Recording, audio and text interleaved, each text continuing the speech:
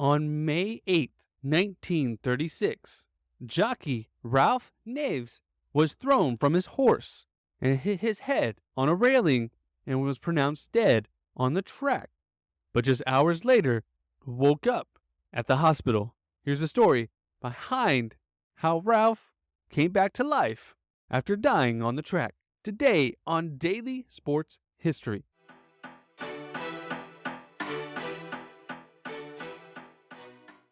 Before we tackle today's episode, let's take a brief timeout and talk about Sports Social Pro. If your sports social media game is about as coordinated as a three-legged race, fear not. We're here to help your online presence from benchwarmer to MP. Skip the social media stress and score big with us at Social Media Pro. Learn all you need to know at dailysportshistory.com/social. Welcome to Daily Sports History. I'm Ethan Reese, your guide to a rapid deep dive into sports history every day. Now, Ralph Neeves was born in Massachusetts, but he would eventually move with his family to California, which gave him the opportunities that he may have never gotten before. The son of Portuguese immigrants, he would move to California when he was 5, and by 13, he would be lying about his age to get odd jobs to help his family out. He always said he was too hungry and too nervous to steal, so any odd job he could get, he would. And then one day, a casting agent for a movie noticed he looked a lot like the actor Frank Dario, who was known for his roles in adventure and westerns, and also was the voice of Lamwick in Disney's Pinocchio. But because of the resemblance, they asked him to help be a stunt double for Frankie in his upcoming movie, Broadway Bill, where he played a jockey. And even though he didn't know how to ride, Ralph said he did. And he decided to drop out of school to start earning money. And as a stunt double, he would get paid $10 a day, and he got paid $50 more every time he fell off a horse. And one time, the director needed 4 takes, so he got $200 extra that day. But he took this journey of learning how to ride and be a pretend jockey to actually becoming a real jockey. And he won his first race a year later and signed a contract for $15 a month for 3 years, with a $5 a month raise after the first year. And later on, he would be picked up by the owner of Seabiscuit, Charles Howard, and given $200 a month for 2 years. And Ralph was known as an aggressive rider. He didn't have a whole lot of technique, but he had a lot of grit and wouldn't give up and would ride the horses hard and the jockeys he faced off against. Multiple times, he would be suspended for careless riding, which is usually for allowing your horse to cut off other horses' paths, riding too close to other horses, failing to maneuver your horse for a clear run, and impeding other runners, something that he was frequently known for, as he was very cocky and confident and didn't care and did whatever was needed to win.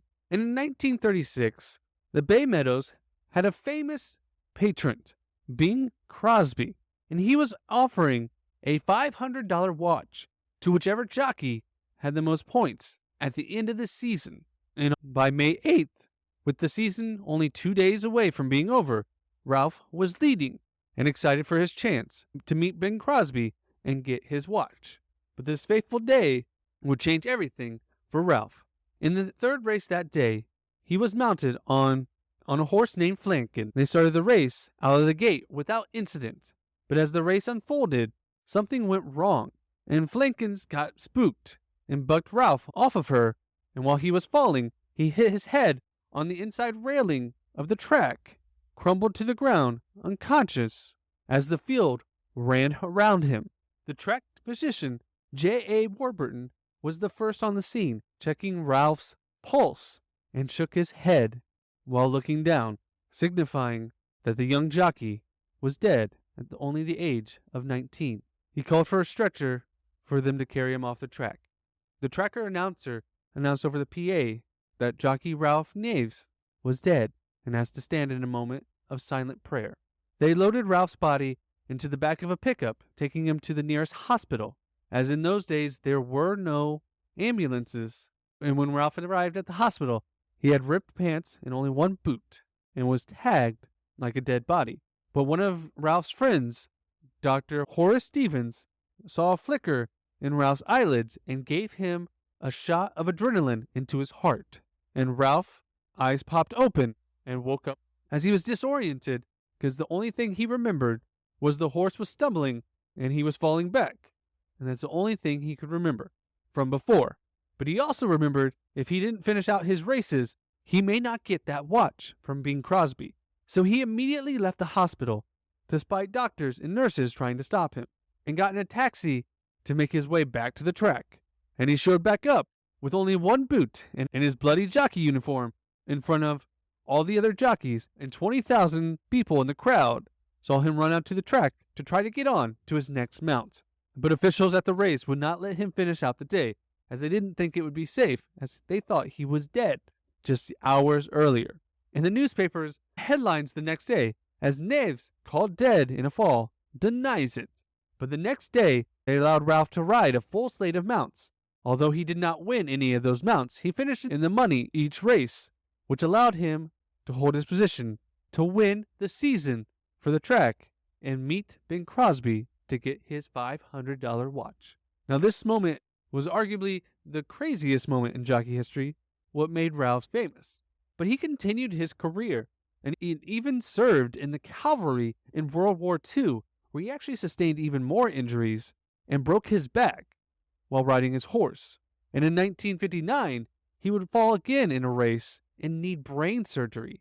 Despite all these injuries that he occurred throughout his career, he was able to win over 4,000 races at a 15% winning percentage, and was voted in 1960 to the National Museum of Racing Hall of Fame.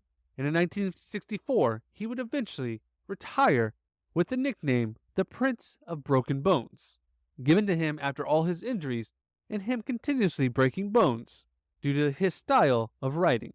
Despite coming back from the dead one time before, in 1995 was sadly when Ralph actually passed away after battling cancer for multiple years. But he'll always be remembered as a great, hard rider, and is the only jockey in history to be declared dead and return to ride again.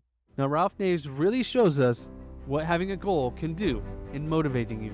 He wanted that watch so bad that he actually ran from the hospital onto the field despite everyone's advice to try to reach his goal of winning that watch and meeting Bing Crosby. And sometimes we just need that goal to drive us just like it did Ralph. And my goal for you is to go share this episode with a friend, hitting that little share button wherever you're listening, and come back tomorrow for more daily sports history.